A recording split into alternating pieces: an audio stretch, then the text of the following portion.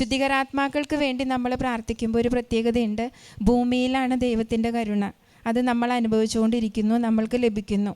അവർക്ക് ദൈവത്തിൻ്റെ ആ കരുണ ലഭിക്കില്ല. ദൈവത്തിൻ്റെ നീതിയുടെ മുൻപിൽ അവർ ആയിരിക്കുന്ന അവസ്ഥയാണ് ആത്മാവിൻ്റെ അവസ്ഥ.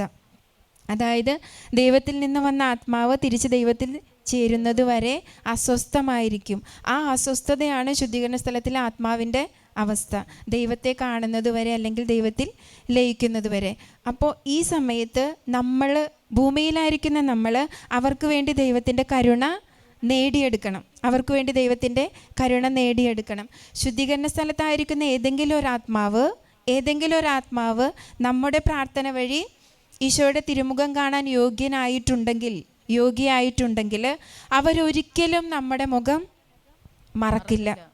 ആരുടെ പ്രാർത്ഥന കൊണ്ടാണോ ആ വ്യക്തി ഈശോയുടെ തിരുമുഖ ഭാഗ്യത്തിന് അർഹയായത് ആ വ്യക്തിയുടെ മുഖം ഒരിക്കലും മറക്കില്ല.